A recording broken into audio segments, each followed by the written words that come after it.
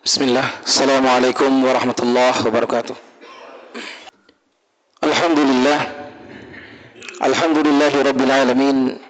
Nahmaduhu wa nasta'inuhu wa nastaghfiruh. Wa na'udzu billahi min syururi anfusina wa min sayyiati a'malina. May yahdihillahu fala mudilla lahu wa may yudlil fala hadiya lahu. Asyhadu an la ilaha illallah wa asyhadu anna Muhammadan abduhu wa rasuluh. Al-mab'uts rahmatan lil alamin wa kadzalika ba'athahu Allah li yutimma makarimal akhlaq. Usikum wa nafsi bi taqwallah faqad faza al-muttaqun. Alhamdulillah, puja dan syukur kita panjatkan kehadirat Allah Subhanahu wa taala yang telah memberikan limpahan nikmat, rahmat, inayah, terlebih lagi hidayah.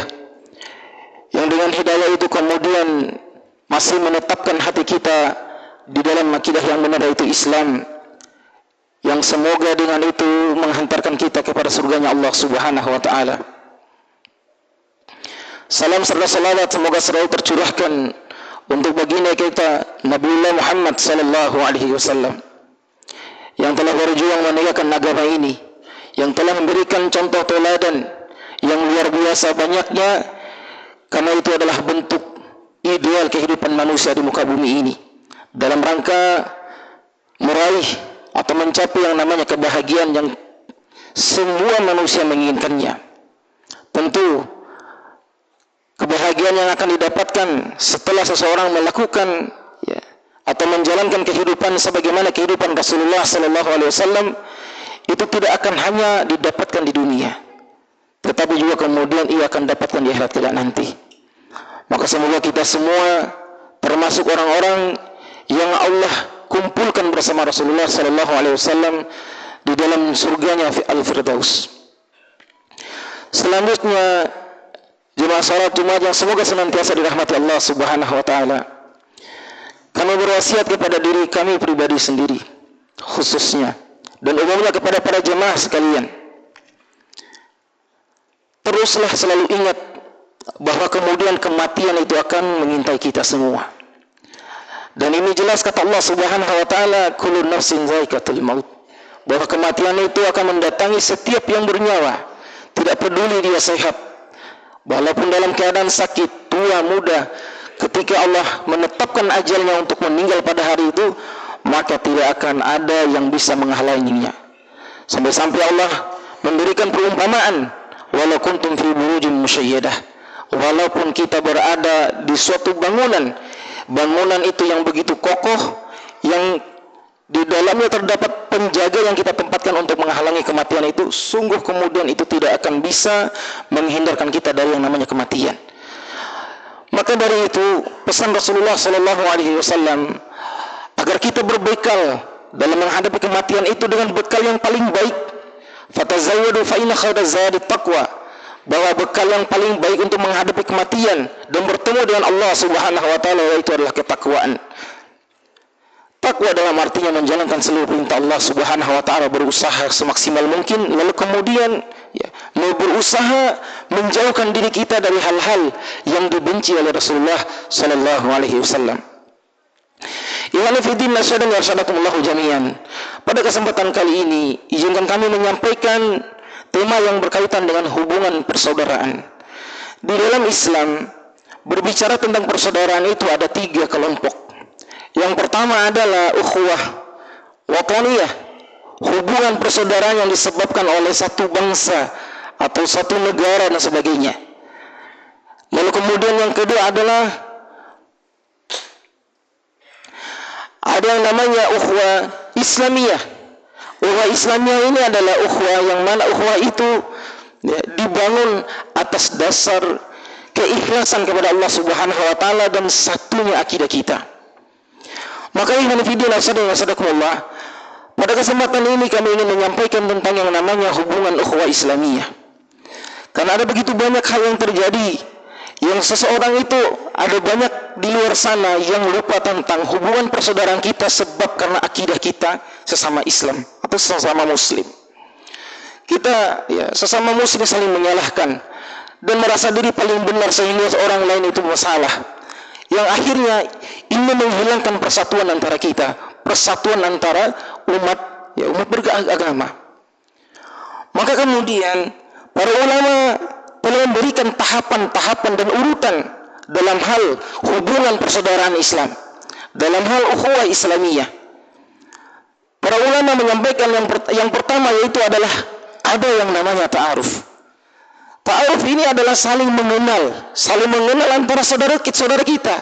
Dan ini juga kemudian kenapa Rasulullah SAW memerintahkan umatnya untuk melaksanakan sholat. Ya, sholat wajib tentunya itu melaksanakan sholat di masjid. Agar kita saling mengetahui. Nah, saling mengenal di sini bukan hanya sekedar mengenal nama, tidak. Tetapi kemudian juga kita harus mengenal latar belakangnya, pemikirannya dan sebagainya. Atau hal-hal terkait dengan individu itu. Itu yang dinamakan dengan ta'aruf.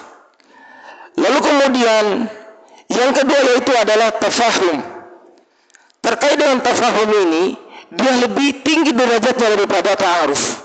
Yang mana dia tidak hanya mengenal karakter seseorang, tidak hanya mengenal pemikiran seseorang, tetapi dia juga berusaha untuk memahami tentang hal-hal yang berkaitan dengan karakternya, hal-hal yang dia tidak suka dan sebagainya, hal-hal yang dibenci olehnya. Kenapa demikian? Dituntut untuk mengetahui atau memahami hal-hal itu agar kemudian kita menjaga komunikasi kita dengan saudara kita, agar kemudian kita terhindar dari yang namanya kesalahpahaman. Ya. Itulah kenapa kemudian kata Rasulullah SAW pentingnya menjaga ukhuwah itu sampai ke masalah itu, agar kita tidak terjadi yang namanya perpecahan. Ya Nabi Dina Rasulullah, dengan kita memahami karakter seseorang dan kemudian kita tahu latar belakangnya, tahu kelemahannya, kelebihannya, kekurangannya dan sebagainya, itu sungguh akan menghantarkan kita selamat dari yang namanya perpecahan. Lalu kemudian para ulama yang menyampaikan poin yang ketiga yaitu adalah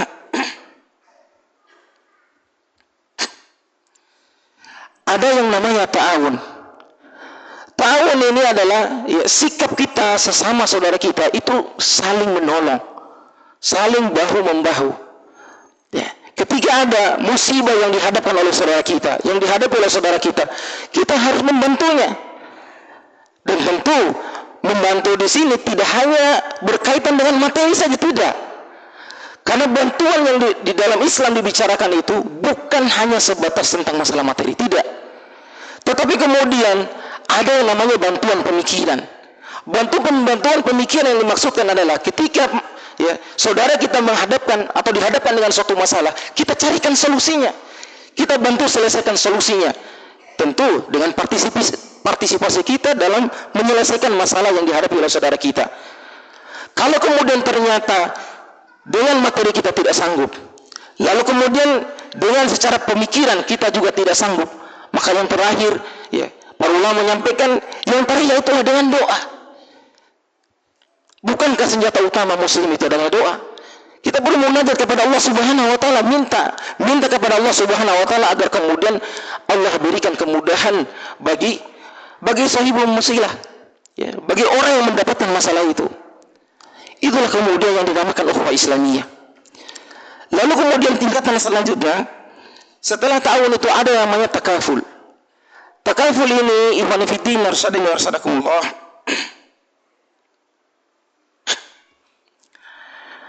yaitu memberikan tanggung jawab atau kita merasa ikut berbebani dengan hal-hal yang terjadi. Sebagaimana saudara-saudara kita yang dihadapkan dengan bencana alam, kita bantu mereka dengan materi, kita berinfak, menyalurkan sedekah agar kemudian memberi keringanan kepada mereka yang telah mendapatkan musibah. Semoga dengan itu kemudian karena hal itu diantara hal yang membuat seseorang itu ada rasa bertambahnya ketakwaan bahwa masih ada saudaranya yang peduli terhadapnya. Nah ini juga kemudian yang menjadi sebuah manfaat dan hikmah menjaga yang namanya takaful itu tadi. Selanjutnya yang terakhir itu adalah kata para ulama ada yang namanya itsar.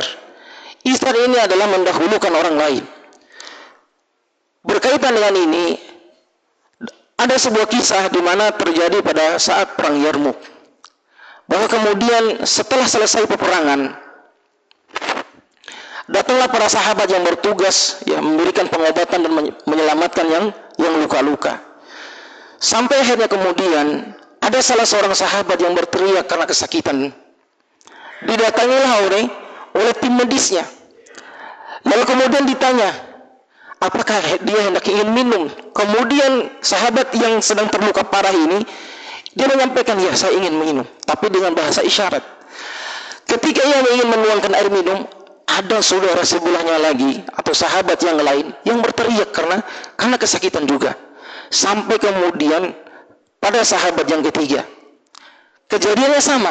Lalu kemudian ketika sahabat tim medis itu ingin meminumkan air kepada sahabat yang ketiga tadi, qadarullah wa nafa'al, ternyata ia dipanggil oleh Allah Subhanahu wa taala dan meninggal. Lalu kemudian sahabat medis untuk kembali ke sahabat yang kedua yang hendak ingin memberi bantuan, tetapi ternyata kemudian ia juga meninggal. Lalu kemudian datang ke sahabat yang pertama yang minta bantuan, juga kemudian sama dengan sahabat ketiga dan kedua, sama-sama meninggal. Lihat betapa besar dan luar biasanya ukhuwah Islamiyah yang dijalankan oleh para sahabat, mendahulukan kepentingan orang daripada dirinya sendiri sampai kemudian mengorbankan jiwanya. Maka semoga kita termasuk orang-orang yang mampu menjaga ukhuwah Islamiyah itu sendiri.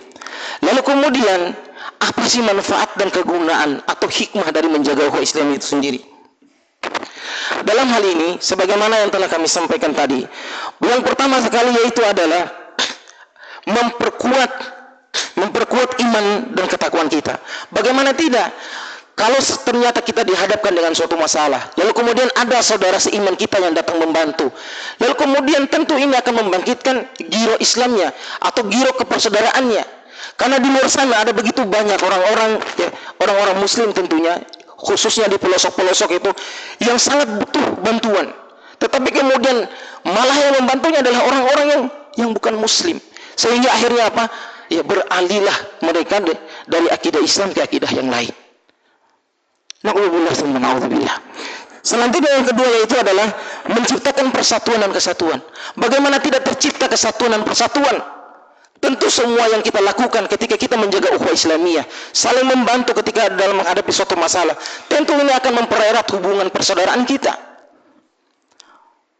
Lalu selanjutnya, setelah itu kata para ulama adalah meningkatkan rasa solidaritas dan kebersamaan, membangun masyarakat yang harmonis. Tentu kalau kita menjaga lisan dan sebagainya, setelah kita paham ya antara masyarakat, tetangga dan sebagainya, ini akan memberikan efek positif dalam kehidupan kita. Ya.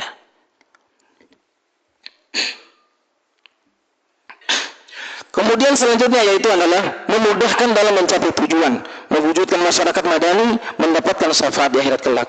Tentu setelah kita menjaga ukhuwah Islamiyah itu, setelah kebahagiaan yang kita dapatkan atau kemudahan yang kita dapatkan di dunia, tentu di akhirat pun kita akan mendapatkan kebahagiaan pula.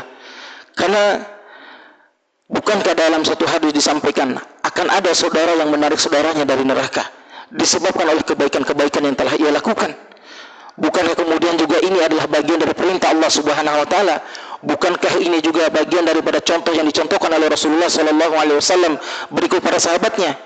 Maka kemudian ikhwan fillah jamaah salat Jumat yang semoga senantiasa dirahmati Allah Subhanahu wa taala. Semoga kita termasuk orang-orang yang menjaga ukhuwah Islamiyah ini sampai kemudian Allah memanggil kita. Barakallahu li wa lakum bi min ayati wa dzikril hakim wa taqabbal minni wa minkum tilawatahu innahu huwas samiul alim.